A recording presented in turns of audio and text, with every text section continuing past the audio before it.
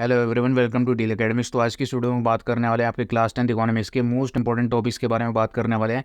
आपके 5 चैप्टर्स हैं class 10th economics के अंदर, उनके जो मोस्ट इंपॉर्टेंट टॉपिक्स है वो इस वीडियो के अंदर डिस्कस करने वाले हैं। क्योंकि बहुत सारे स्टूडेंट्स का ये डाउट था कि एक जो इकोनॉमिक्स वाला पोर्शन है उसके अंदर काफ़ी ज़्यादा थ्योरी पोर्शन है, इसलिए जो है समझने में थोड़ी स्टूडेंट्स को प्रॉब्लम होती है। तो जो भी प्रीवियस ईयर का ट्रेंड एनालिसिस है उसमें जो क्वेश्चंस पूछे गए हैं उनके हिसाब से मैंने जो भी टॉपिक्स हैं वो एक छोटी सी वीडियो के अंदर एनलिस्ट कर रहा हूँ। ये सारे टॉपिक्स जो है आपको एग्जामिनेशन से पहले देख के जाने हैं। इन सारे टॉपिक्स पर आपको जो है नज़र मार के ज़रूर से जानी है। तो स्टार्ट करते हैं वीडियो को विदाउट वेस्टिंग एनी टाइम। तो स्टार्ट करते हैं पहले चैप्टर से। पहला चैप्टर आपका डेवलपमेंट है। डेवलपमेंट जो है काफ़ी बेसिक चैप्टर है और इसके अंदर जो है इतनी मेहनत बिल्कुल भी नहीं है चैप्टर के अंदर। अगर आप जो है स्टार्टिंग से पढ़ना स्टार्ट करोगे तो बहुत ही कम टाइम के अंदर आप जो है इस चैप्टर को कवर कर पाओगे। तो डेवलपमेंट के अंदर आपको सबसे पहले डेवलपमेंट की जो डेफिनेशन है वो आपको याद रखनी है कि डेवलपमेंट क्या होता है। और सेकंड चीज़ आपको पता होनी चाहिए कि गोल्स क्या होते हैं अलग अलग लोगों के लिए डेवलपमेंट के। यानी कि हर एक इंसान के लिए जो डेवलपमेंट का मतलब है वो अलग होता है। वो सारी चीज़ें जो आपको याद रखनी है। इसके अंदर बहुत सारे एग्जाम्पल्स रहेंगे लेकिन आपको जो है कुछ ही पर फोकस करना है। फिर तीसरी बात करते हैं आपकी एवरेज इनकम और जो पर कैपिटा इनकम है उसके आपकी जो डेफिनेशन है वो आपको ज़रूर से याद रखनी है। एवरेज इनकम क्या होती है, पर कैपिटा इनकम क्या होती है। उसके बाद बात करते हैं डेवलप्ड कंट्री और डेवलपिंग कंट्री के बीच में आपको जो है डिफरेंस ज़रूर से पता होना चाहिए, क्योंकि कई बार एग्जामिनेशन में पूछ लिया जाता है। फिर बात करते हैं जो वर्ल्ड बैंक के द्वारा क्राइटेरिया सेट किया गया है किसी भी कंट्री को डिफाइन करने के लिए कि वो रिच है या फिर वो पुअर कंट्री है। तो उस क्राइटेरिया को भी आपको याद रखना है। जब आप पढ़ोगे एनसीईआरटी में तो आपको आराम से समझ में आ जाएगा। फिर नेक्स्ट टॉपिक के बारे में बात करते हैं ह्यूमन डेवलपमेंट इंडेक्स की। आपको डेफिनेशन पता होनी चाहिए कि ह्यूमन डेवलपमेंट इंडेक्स क्या होता है और बेसिकली जो है कंट्रीज़ के अंदर हम जो है कैसे ह्यूमन डेवलपमेंट इंडेक्स को जो है फॉर डेवलपमेंट यूज़ कर सकते हैं। फिर आगे बात करते हैं बेसिक टर्म्स जैसे कि आपके इन्फेंट मोर्टेलिटी रेट हो गया, लिटरेसी रेट हो गया, नेट अटेंडेंस रेशियो हो गया और बीएमआई बॉडी मास इंडेक्स। ये सारे जो चारों टर्म्स हैं इनकी प्रॉपर आपको डेफिनेशन ज़रूर से याद रखनी है, क्योंकि चारों टर्म्स की डेफिनेशन जो है आपसे 1 मार्क्स के अंदर आराम से पूछी जा सकती है। ठीक है। फिर आगे चलते हैं सस्टेनेबल डेवलपमेंट के बारे में। सस्टेनेबल डेवलपमेंट क्या होता है, सस्टेनेबल डेवलपमेंट की पूरी जो प्रॉपर डेफिनेशन है वो आपको याद रखनी है कि सस्टेनेबल डेवलपमेंट क्या होता है। उसके एग्जांपल्स में आप जो है एक एग्जांपल याद रख सकते हो, जो ग्राउंड वाटर वाला एग्जांपल है वो आप याद रख सकते हो। फिर आपका चैप्टर नंबर 2 आ जाता है sectors of the Indian economy. Sectors of the Indian economy के अंदर आपको पता है कि 3 सेक्टर्स हैं, प्राइमरी, सेकेंडरी और टर्शियरी। तीनों सेक्टर की आपको मोस्ट इंपॉर्टेंटली जो डेफिनेशन है वो याद रखनी है। फिर बात करते हैं इकोनॉमिक एक्टिविटीज़ और नॉन इकोनॉमिक एक्टिविटीज़ के अंदर आपको डिफरेंस पता होना चाहिए। नॉन इकोनॉमिक और इकोनॉमिक एक्टिविटीज़ में जो आपका 2 नंबर के अंदर आपसे क्वेश्चन जो है पूछा जा सकता है एग्जामिनेशन के अंदर। फिर आगे बात करते हैं आपकी जीडीपी के बारे में। जीडीपी की आपको डेफिनेशन याद रखनी है। ग्रॉस डोमेस्टिक प्रोडक्ट के बारे में आपको सिर्फ उसकी डेफिनेशन अभी के लिए याद रखनी है। उसके बाद बात करते हैं कि जो सेक्टर्स के अंदर चेंजेस आए हैं फ्रॉम हिस्ट्री टू प्रेजेंट, यानी कि प्रेजेंट में और हिस्ट्री में क्या क्या डिफरेंस आया है सेक्टर्स के अंदर, किस किस तरीके से आपकी जो टेक्नोलॉजिकल एडवांसमेंट है उसने हेल्प किया है सेक्टर को इम्प्रूव करने के लिए फ्रॉम हिस्ट्री टू प्रेजेंट। वो सारे जो चेंजेस आए हैं वो सारे भी आपको याद रखने हैं। उसके बाद आपको अनएम्प्लॉयमेंट की डेफिनेशन याद रखनी है। अनएम्प्लॉयमेंट में आपकी डिस्गाइज अनएम्प्लॉयमेंट काफ़ी इंपॉर्टेंट है। ये जो स्टूडेंट्स हैं वो बहुत सारे जो है उनके दिमाग से निकल जाती है। डिस्गाइज्ड अनएम्प्लॉयमेंट के बारे में आपको ज़रूर से याद रखना पड़ेगा। फिर आपकी बात करते हैं ways of creating unemployment, sorry ways of creating employment in rural areas. जो आपको बहुत ज़्यादा पूछा जाता है कि हम जो है रूरल एरियाज़ के अंदर जो है एम्प्लॉयमेंट कैसे जनरेट कर सकते हैं, उसके कुछ मेथड्स बता दो, उसके कुछ तरीके बता दो, वेज बता दो। ये आपको ध्यान रखना है।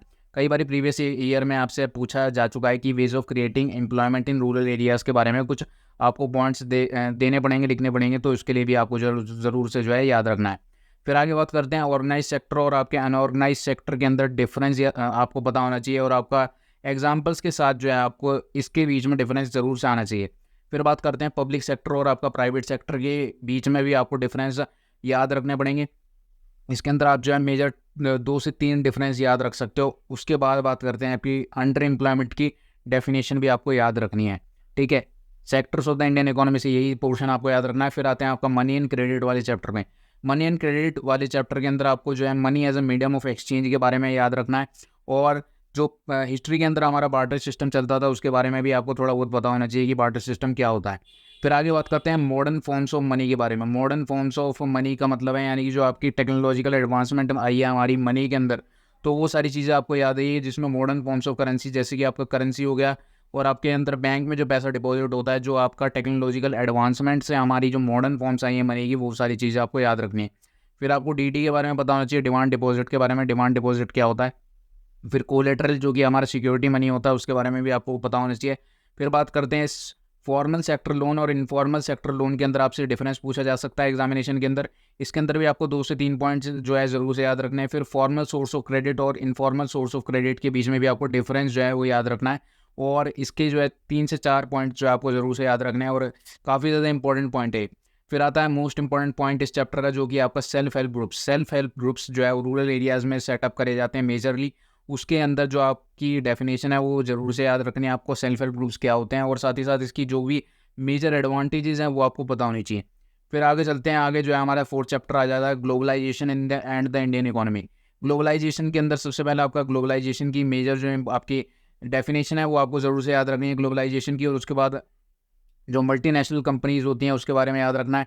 मल्टीनेशनल कंपनीज़ क्या होती हैं, मल्टीनेशनल कंपनीज़ के कैसे कैसे जो है सेटअप करी जाती हैं। उसके बाद जो है यहाँ पर फॉरेन इन्वेस्टमेंट्स के बारे में आपसे पूछा जाएगा, इसकी डेफिनेशन आपको पता होनी चाहिए फॉरेन इन्वेस्टमेंट की। फिर आपको पता होना चाहिए कि स्पेशल इकोनॉमिक जोन्स क्या क्या होते हैं। स्पेशल इकोनॉमिक जोन्स के बारे में पता होना चाहिए। लिबरलाइजेशन की डेफिनेशन आपको पता होना चाहिए। लिबरलाइजेशन अलग अलग कंट्रीज़ के अंदर कैसे एग्जिस्ट करती है ये पता होना चाहिए। इकोनॉमिक रिफॉर्म्स यानी कि जो जो इकोनॉमिक रिफॉर्म्स आए हैं कंट्रीज़ के अंदर टू इनिशिएट डेवलपमेंट, वो सारी चीज़ें जो है आपको ज़रूर से याद रखनी है, जो जो इकोनॉमिक रिफॉर्म्स आए हैं। और उसके बाद कौन कौन से फैक्टर्स जो है वो कंट्रीब्यूट करते हैं ग्लोबलाइजेशन के अंदर, वो सारे आपके वो फैक्टर्स आपको इंपॉर्टेंट है याद रखने हैं।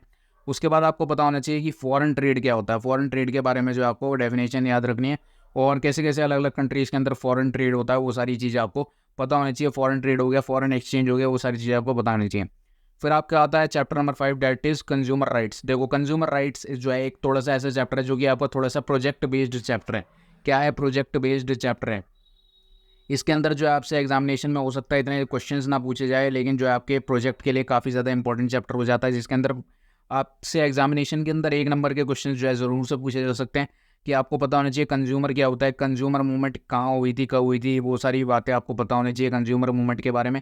और सारे कंज्यूमर राइट जो आपका राइट टू सेफ्टी है, right to be informed, right to choose, right to seek redressal और राइट टू रिप्रेजेंट, इनकी आपको बेसिक क्या याद रखनी है, डेफिनेशन याद रखनी है। डेफिनेशन से क्या होगा कि आपसे 1 नंबर में एग्जामिनेशन में आपसे क्वेश्चन पूछा जा सकता है कि भाई इन सारे राइट्स के बारे में बता दो, या इनमें से कोई भी एक राइट जो है आपसे पूछ लिया जाएगा एग्जामिनेशन में और उसकी डेफिनेशन पूछ ली जाएगी आपसे। ठीक है, तो ये सारे जो आपका जो चैप्टर है, चैप्टर नंबर 5 कंज्यूमर राइट्स के अंदर आपको मेजरली जो है कंज्यूमर राइट्स के बारे में ध्यान रखना है, पता होना चाहिए कंज्यूमर क्या होता है और कंज्यूमर राइट्स क्या क्या होता है, और सारे कंज्यूमर राइट्स की जो आपकी डेफिनेशन है वो काफ़ी ज़्यादा इंपॉर्टेंट है।